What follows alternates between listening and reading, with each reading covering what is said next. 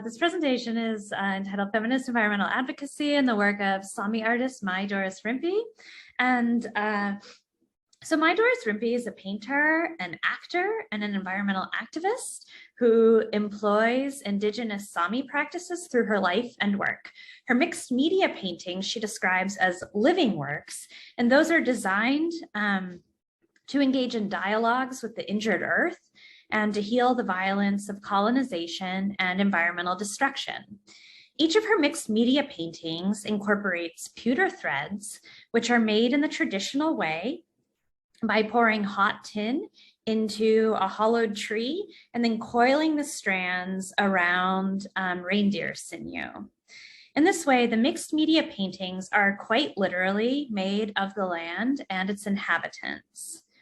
These pieces grapple with notions of traditional gender roles and reveal how the otherwise limiting boundaries of gender can be remade to address global warming and its constant threat to extinguish Sámi land in the Arctic Circle and to devastate the traditional livelihood of reindeer herding.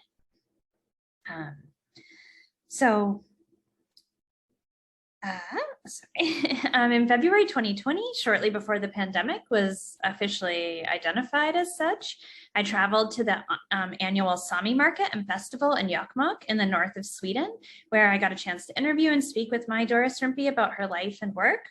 So this presentation is going to consider the way that her work has developed this really distinct mode of feminist environmental advocacy that's tied to her identity as an Indigenous artist and her experiences of post-colonialism in the Arctic Circle, post-colonialism. I'm going to be drawing on my conversation with her from February 2020, her artwork, some recent case law, and a new documentary about her life directed by John Blowhead, which is entitled simply Maj-Doris. So I'd like to start with a clip from that documentary that I think really draws out some of these questions I have just posed here and helps to really situate the artist in the context of Indigenous, feminist, and environmental activism.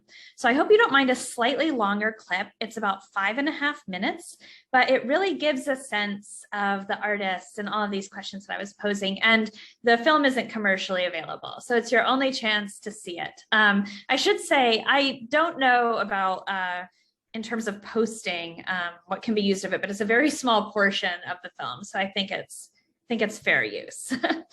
I'm not sure though. Okay.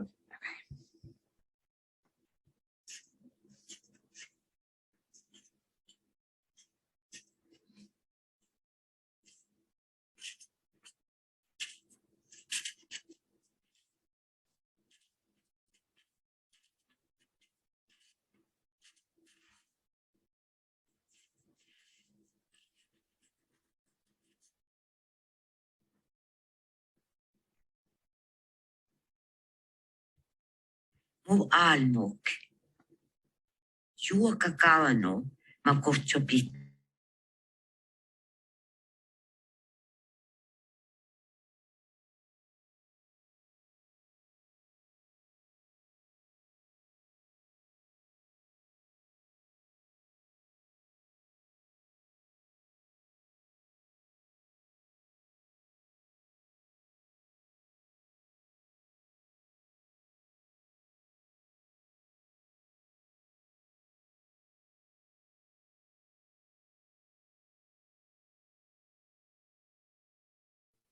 Audrey, the sound has gone.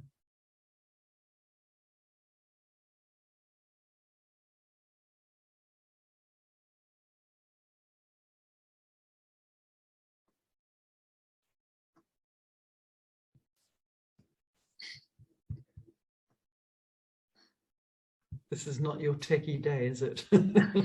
It's not. I think perhaps if you mute your own sound, you might also be turning off the soundtrack. I'm not sure. It was fine for the first couple of seconds. Okay. I just went back just like a little bit. I'll hit play again. Let me know if you can't hear it again. Sorry. Yes, there we go. It's back. Thanks.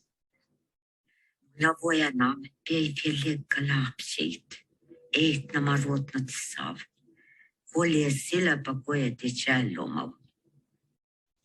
Kuulam alto ruovakamau ja suskitnis pelluv.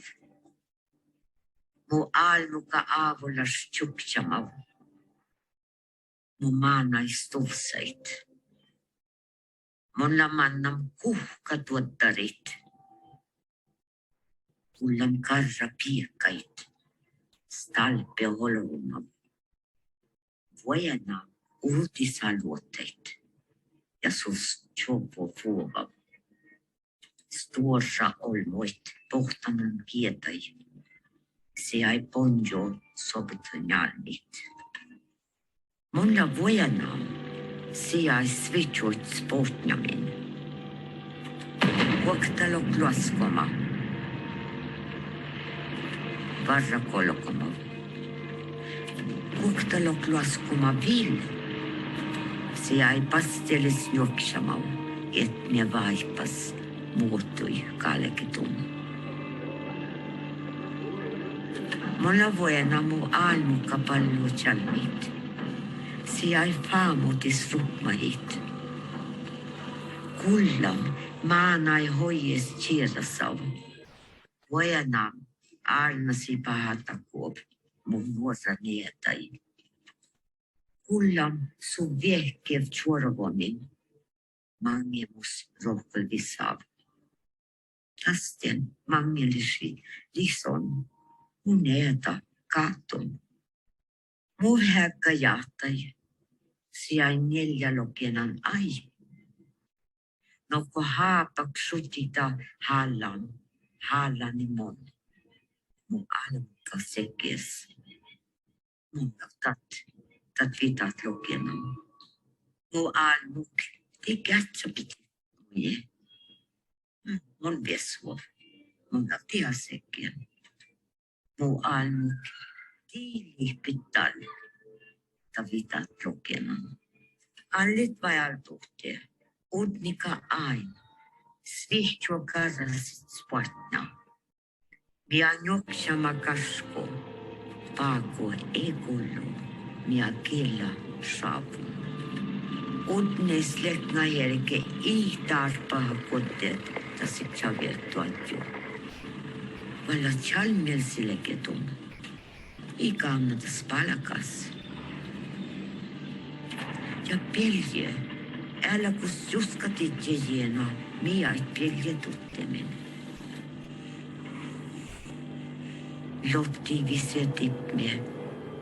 Itaskullo. Udne maana emaatte javle kattistuosit. Tjaatjel porson. Kaatota mia luottait. Vaatsamli tulevaton javle. Storie på aapia. Mia amattara saab min kalamaraiki. Udne mi saab mu amaslaakita. Kroanotat fatmukis. Ja pastilis aivoi. Mia almukav haalitu.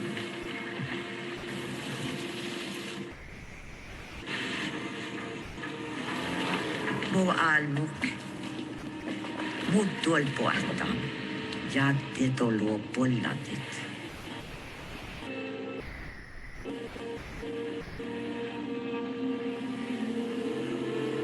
Mikuotteep valken lossunuotteep. Tossu ainekissa. Ainet kaikka mii. Jukkahas. Mie potsuostuora vuotta. Et värjo faamuke. Vala raafev. Mia ja etja annekin kaskai. Mi siltab anuotit mia kielav. Varvukit vissot eitnamin. Vissot juhtasi. Mi uajapop. Mia shaddia maanai tiette. Jaska vuota eitnami. Sajev miti ai. Multivera mustaa vielä ton. kutla vissumin.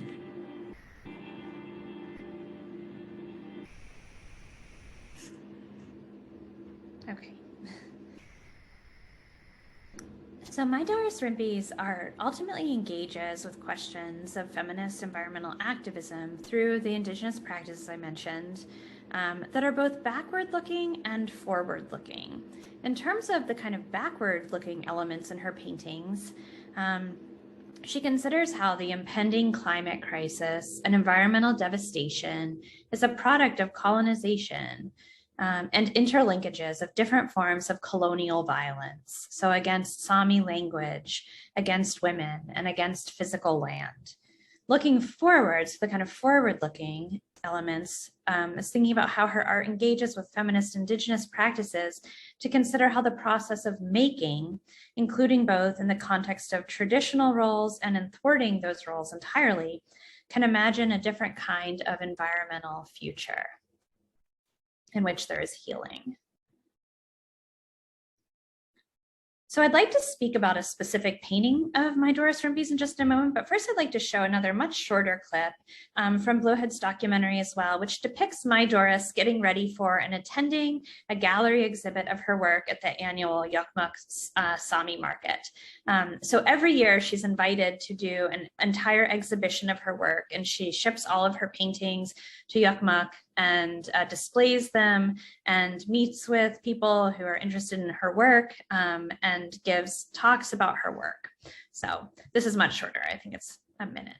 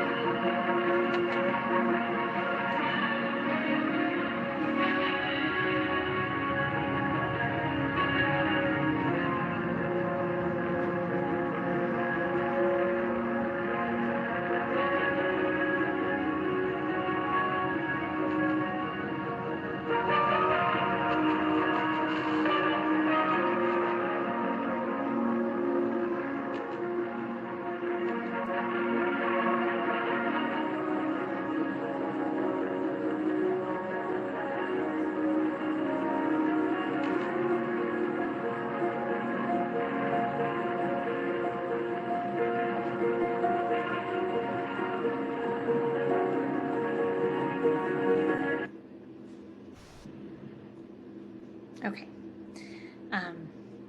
So this is a map that shows you the location of Yokmok. I don't know if you can see my mouse, but it's up here, where the annual Sámi Festival and Market's held every February. So like I said, I was there in February 2020, shortly before our lockdown. This is a painting from the exhibit in 2020, and it's a painting that I got a chance to speak in depth with Doris about at the market. So this painting is representative, she told me, of much of her work in general. And you can see on the left part here, she's incorporated these pewter threads that kind of divide the colors between this ribbon here.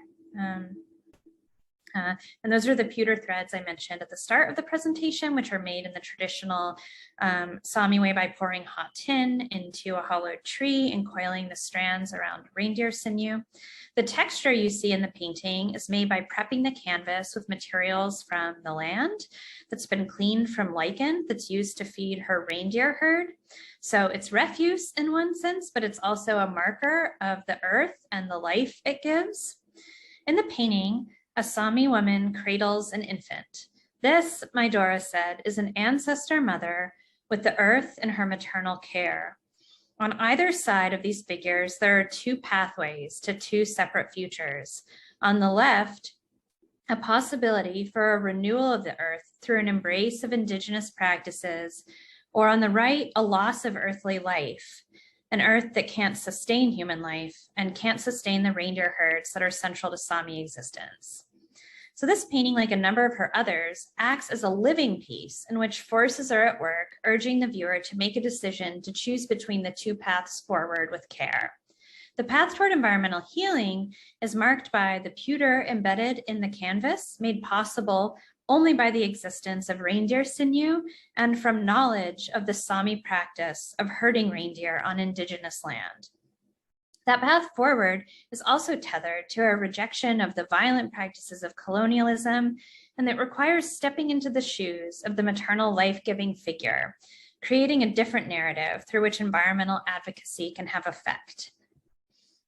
So reindeer are an integral part of Sámi tradition and practice, and key to questions of environmental protection and rights, as I've noted.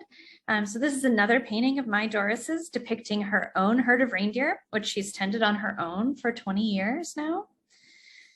These are two different pictures of Maj-Doris with her reindeer. The one on the top left is from the 70s, and then Maj-Doris in the pretty close to the present.